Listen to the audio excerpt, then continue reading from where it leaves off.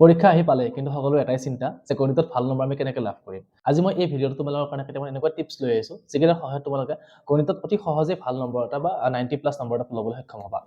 নমস্কাৰ, পুনৰ আন এটা ভিডিঅ'লৈ স্বাগতম জনাইছোঁ। আজি এই ভিডিঅ'টো তোমালোকৰ কাৰণে এই কাৰণে ইম্পৰ্টেণ্ট যে এই ভিডিঅ'ৰ শেষত তোমালোকে এটা বস্তু জানিব পাৰিবা যে গণিতত আমাৰ কি প্ৰব্লেম হৈ আছিলে, আমি কেনেকৈ পঢ়িলে আমি গণিতত ভাল নম্বৰ এটা লাভ কৰিব পাৰিম। গতিকে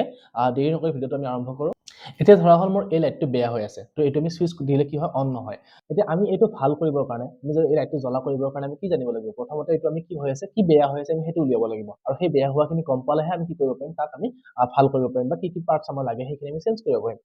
ঠিক তেনেকৈ যদি আমি গণিত বিষয়টো কিহৰ কাৰণে টান লাগে বা তাত আমি নম্বৰ কিহৰ কাৰণে কম পাওঁ বা পঢ়িবলৈ আমাৰ কিয় ইচ্ছা নাযায়, সেইখিনি বস্তু নাজানো, সেই কাৰণখিনি নাজানো, তেনেহ'লে আমি সেইখিনি সমাধান কৰিব নোৱাৰোঁ। আৰু সেইকাৰণে মই এইটো ভিডিঅ'ত প্ৰথমতে আলোচনা কৰিম যে গণিত বিষয়টো টান কিয় লাগে বা গণিত বিষয়টো কঠিন কিয় হয়, আৰু তাৰপিছত আমি কি কৰিম, ইয়াৰ পদ্ধতিকেইটা আমি কি সহজ পদ্ধতিৰে আমি গণিত বিষয়টো পঢ়িলে নম্বৰ ভালকৈ পাম বা ভাল ফলাফল আমি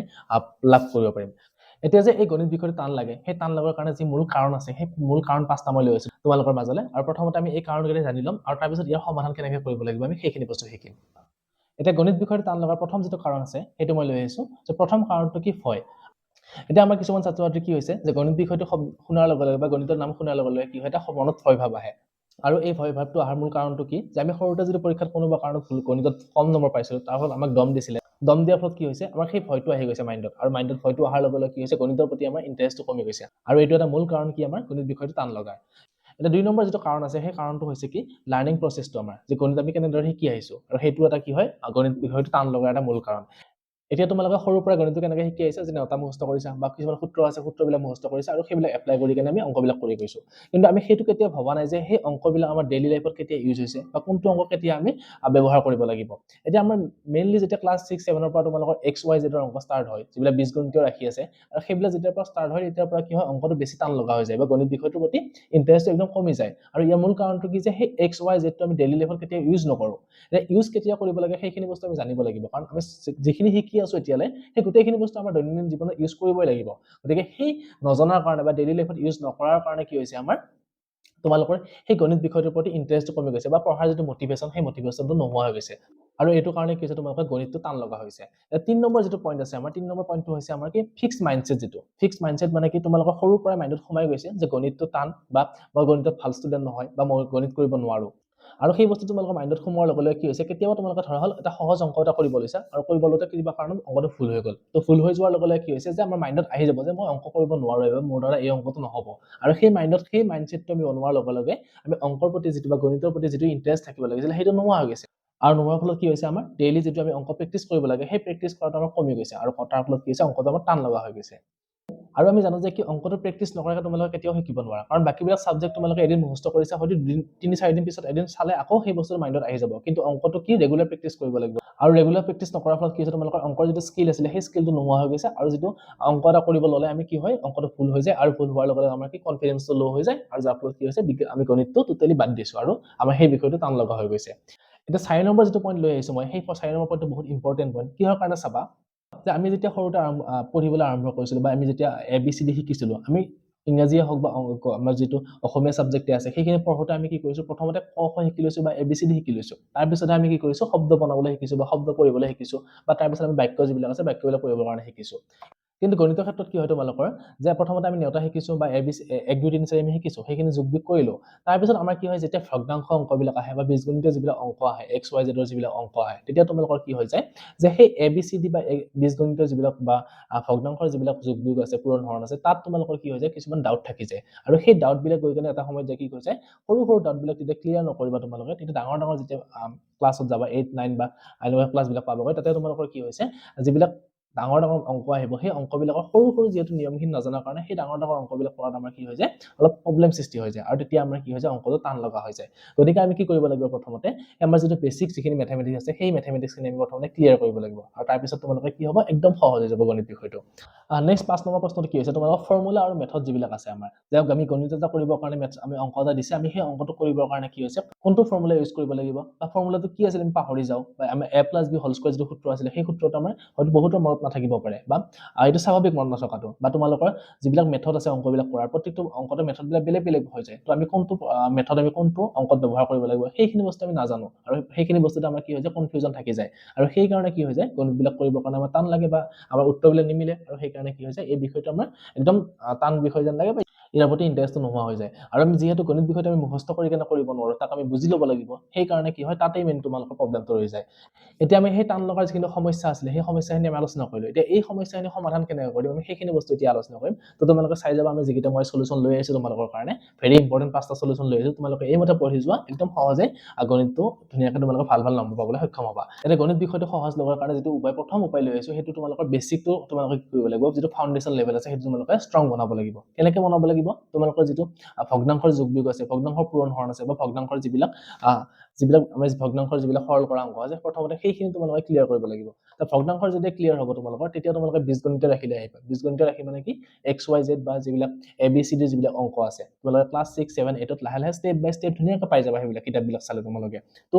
9 10 ৰ যিখিনি ছাত্ৰ ছাত্ৰী আছে তোমালোকে প্ৰথমতে কি কৰিবা এই যিবিলাক 6 7 8 ৰ যিখিনি বীজগণিত ৰাখি অংক আছে বা বহুপদৰ যিখিনি অংক আছে সেইখিনি তোমালোকে আৰম্ভণিতে প্ৰেক্টিছ কৰা সেইখিনি ক্লিয়াৰ হ'লে তোমালোকৰ 9 10 ৰ যিখিনি অংক আছে একদম সহজ হৈ যাব তোমালোকৰ মেইন প্ৰবলেমটো কি হৈছে তাত 6 7 8 ত ৰৈ গৈছে সেই 6 7 8 ত ABCD বা XYZ ৰ যিবিলাক অংক আছিলে সেইখিনি ক্লিয়াৰ নোহোৱাৰ কাৰণে তোমালোকৰ কি হৈছে এই 9 10 ত বা তোমালোকৰ যিবিলাক আপাৰ ক্লাছত এইখিনি প্ৰবলেম আহি গৈছে তোমালোকৰ যদি বেসিক মেথমেটিক্স আছে সেই বেসিক মেথমেটিক্স তোমালোকে কি কৰা ষ্ট্ৰং বনাই লোৱা তাৰ পিছত তোমালোকৰ অংকটো সহজ হৈ পৰিব নেক্সট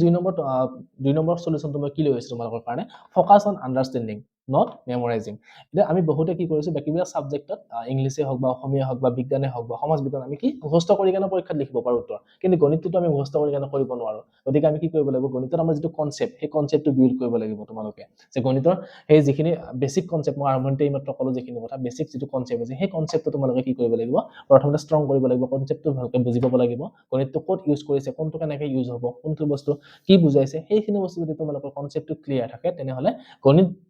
বিষয়টো একদম সহজ হ'ব অকল গণিত বুলিয়ে নহয় বাকি এটা সাবজেক্টৰ ক্ষেত্ৰতো তোমালোকৰ কি লাগিব কনসেপ্টটো লাগিব কনসেপ্ট নোহোৱাকৈ তোমালোকে বাই হাৰ্ট কৰিবা মুখস্থ কৰি কেনে কোনো বস্তু আমি ভাল নম্বৰ বা পৰীক্ষাত ভাল আমি কি কৰিব পাৰো ফলাফল কৰিব নোৱাৰো কাৰণ আজিকালি প্ৰশ্নবিলাক কি হৈছে তোমালোকৰ ডাইৰেক্ট কিতাপৰ প্ৰশ্ন দিয়াৰ উপৰিও কিছুমান এনেকুৱা কনসেপচুৱেল প্ৰশ্ন দিছে যিবিলাক কি হয় তোমালোকে অকল সেই ধাৰণাটো থাকিলে সেই সম্পূৰ্ণ ধাৰণাটো থাকিলে সেইবিলাক প্ৰশ্ন উত্তৰ দিব পাৰিবা গতিকে তোমালোকে কি কৰিবা সদায় বুজি পোৱাত বা কনসেপ্টৰ ওপৰত বেছি গুৰুত্ব দিবা মুখস্থ কৰাৰ সলনি তোমালোকে কি কৰিবা কনসেপ্টত বেছি গুৰুত্ব দিবা এতিয়া গণিতৰ যিবিলাক সূত্ৰ আছে সেই সূত্ৰবিলাক মনত ৰখাত আমাৰ বহুতো সমস্যা আহি পৰে বা পাহৰি যাওঁ আমি তো সেই পাহৰি যোৱাটো বা মনত কেনেকৈ ৰাখিম সহজ উপায়টো কি তোমালোকে যে এটা সূত্ৰ শিকিছা বা এটা মেথড শিকিছা সেই মেথডটো বা সেই সূত্ৰটো কি কৰিবা তোমালোকে কন্টিনিউ সেই মেথডটো বা সেই সূত্ৰটো 5-6টা অংক একেলগে কৰি দিবা তোমালোকে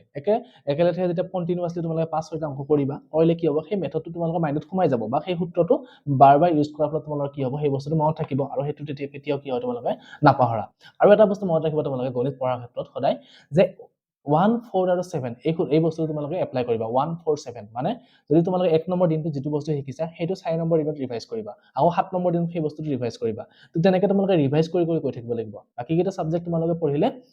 হয়তো কমকে ৰিভাইজ কৰিলে তোমালোকৰ মনত থাকি যাব কিন্তু গণিত বিষয়টো এনেকুৱা এটা বিষয় যেটো তোমালোকে ৰিভাইজ কমকে কৰিলে বা প্ৰেক্টিছ কমকে কৰিলে বেছি সোনকালে আমি কি হৈ যায় পাহৰি যাওঁ সেইকাৰণে তোমালোকে কি কৰিবা যে ডে 1 ত যিটো বস্তু পঢ়িবা সেইটো ডে 4 তো পঢ়িবা আকৌ ডে 7 তো পঢ়িবা তো তেনেকৈ তোমালোকে পঢ়িলে কন্টিনিউয়াছলি তেনেকৈ ৰিভাইজ কৰি গ'লে তোমালোকৰ কি হ'ব সেই বস্তুটো মাইণ্ডত থাকি যাব নেক্সট 3 নম্বৰ সলিউশন তোমালোকৰ কাৰণে কি লৈ আহিছো ইউজ ষ্টেপ বাই ষ্টেপ লাৰ্নিং যেটো মই ফাৰ্ষ্টতে কৈছো তোমালোকক যে লাহে লাহে শিকা তোমালোকে এদিনতে গোটেইখিনি বস্তু শিকিব লাগিব বুলি কথা নাই লাহে লাহে শিকি যোৱা আৰু টাইম লাগিব কিন্তু তোমালোকে কি হ'ব পাৰফেক্ট হৈ যাবা যেটো বস্তু আমি সোনকালে এচিভ কৰো সেইটো আমাৰ কি হয় যে হেৰাই যোৱাৰ সংকা থাকে গতিকে তোমালোকে কি কৰা গণিত বিষয়টো যেটো টান পাই আছে গণিত বিষয়টো কঠিন লাগি আছে তো তোমালোকে কি কৰা ষ্টেপ বাই ষ্টেপ লাহে লাহে তোমালোকে পঢ়িব ষ্টাৰ্ট কৰা যে ক্লাছ 6 ৰ খিনি প্ৰথমতে ক্লিয়াৰ কৰি লোৱা ভগ্নাংশৰ যিখিনি যোগ বিয়োগ আছে ক্লিয়াৰ কৰা তাৰ পিছত আহি 7 লৈ আহা বীজগণিত ৰাখি যিখিনি অংক আছে সেইখিনি ক্লিয়াৰ কৰা তাৰ পিছত জ্যামিতিৰ যিখিনি কনসেপ্ট আছে সেইখিনি তোমালোকে ক্লিয়াৰ কৰা তাৰ পিছত এনেকৈ কনসেপ্ট যিবিলাক ষ্টেপ বাই ষ্টেপ যিবিলাক অংক আছে সেই ষ্টেপ বাই ষ্টেপ তোমালোকে শিকি যোৱা তেতিয়াহ'লে তোমালোকৰ কি হ'ব যে 9 10 ৰ যিখিনি মেথছ আছে বা আপাৰ ক্লাছৰ 11 12 ৰ যিখিনি মেথছ আছে সেইখিনি তোমালোকৰ কাৰণে একদম ইজি হৈ যাব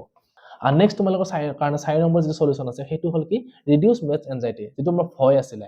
ভয়টো আমি নোহোৱা কৰিব লাগিব কাৰণ আমাৰ সৰুতে যিটো মাইণ্ডত সোমাই দিছে যে গণিত বিষয়টো টান হয় এইটো নাম্বাৰ কমকৈ পায় এইটো বিষয় বেছিকৈ পঢ়িব লাগে তো সেই ভয়বিলাক তোমালোকে মাইণ্ডৰ পৰা উলিয়াই দিয়া তোমালোকে ভাবি লোৱা যে বাকী সাবজেক্ট কেইটা যেনেকুৱা গণিত বিষয়টো তেনেকুৱা গণিত বিষয়টো আমি ভাল নম্বৰ পাব পাৰিম বা গণিত বিষয়টো আমি কি কৰিব পাৰিম ভাল ফলাফল কৰিব পাৰিম এই বস্তুটো যেতিয়া তোমালোকৰ মাইণ্ডত আহি যাব তেতিয়া তোমালোকৰ ভয়টো নোহোৱা হৈ যাব আৰু ভয়টো নোহোৱা হোৱাৰ লগে লগে তোমালোকৰ কি হ'ব তাৰ প্ৰতি ইন্টাৰেষ্ট আহিব লাহে লাহে এটা দুটা অংক কৰিব চেষ্টা কৰিবা লাহে লাহে এটা দুটা বস্তু শিকি যাবা আৰু শিকি যোৱাৰ লগে লগে কি হ'ব তোমালোকৰ ইন্টাৰেষ্টটো বাঢ়ি গৈ থাকিব গতিকে তোমালোক ভয় নাখাব প্ৰথমতে একদম সহজ বেলেগ সাবজেক্টৰ নিচিনাকৈ লৈ লোৱা আৰু তেনেকৈ তোমালোকে পঢ়ি যোৱা 5 নম্বৰ টপিকটো কি learn with real life example এতিয়া গণিতটো বিষয়টো আমি কি কৰোঁ বাকীবিলাক বিষয় যিবিলাক আছে সেই বিষয়বিলাক আমাৰ কি হয় ডেইলি লাইফৰ লগত মিলি যায় কিছুমান বস্তু কিন্তু গণিত বিষয়টো কিছুমান এনেকুৱা অংক পাওঁ আমি সেইবিলাক কি গণিত ৰিয়েল লাইফৰ লগত আমাৰ নিমিলে বা আমাৰ কি হয় এটা আমি এবষ্ট্ৰেক্ট মাইণ্ড এটা ল'ব লাগে যে ভাবি ল'ব লাগে বস্তুটো লোৱাৰ পিছতহে আমি অংকটো কৰিব পাৰোঁ গতিকে তোমালোকে কি কৰিব পাৰা সেই বস্তুখিনি তোমালোকে ৰিয়েল লাইফৰ কিছুমান এক্সাম্পল লৈ লোৱা আৰু সেই এক্সাম্পলৰ বেচিছত তোমালোকে কি কৰিবা অংকবিলাক কৰিব চেষ্টা কৰিবা তেতিয়া তোমালোকৰ কি হ'ব বস্তুবিলাক এটা সাধু কথাৰ নিচিনা হৈ যাব আৰু সেইটো বস্তু মাইণ্ডত থাকিবৰ কাৰণে বা তোমালোকে বুজি পোৱাত বেছি সুবিধা হ'ব আশা কৰোঁ এই সলিউশনকেইটা তোমালোকক সহায় কৰিব বা গণিত বিষয়টোৰ প্ৰতি অলপ হ'লেও ইণ্টাৰেষ্ট আনিব তোমালোকে ভিডিঅ'টো শেষলৈ চোৱাৰ কাৰণে ধন্যবাদ আৰু মই এই চেনেলটো তোমালোকৰ গণিতৰ ওপৰত বহুত বেছিক মেথমেটিক্সৰ ওপৰত বহুত কেইটা ভিডিঅ' বনাইছোঁ বা তোমালোকে ক্লাছ 6 ৰ পৰা ক্লাছ 10 লৈ যি টেক্সট বুক কেইখন আছে সেই টেক্সট বুকৰ অংকবিলাক মই এই চেনেলটো ধুনীয়াকৈ আপলোড কৰিছোঁ প্ৰত্যেকটো চেপ্টাৰ ৱাইজ মই অংকবিলাক কৰি দিছোঁ তোমালোকে যদি সেইখিনি চাব বিচাৰা মোৰ চেনেলটোত গৈ কিনে চাব পাৰিবা আৰু যদি ভিডিঅ'টো ভাল লাগিছে বা অলপ হ'লেও ভেলু দিছে তোমালোকে চেনেলটো ছাবস্ক্ৰাইব কৰিবা আৰু আগলৈ এনে ধৰণৰ ভিডিঅ'বিলাক পাই থাকিবা ধন্যবাদ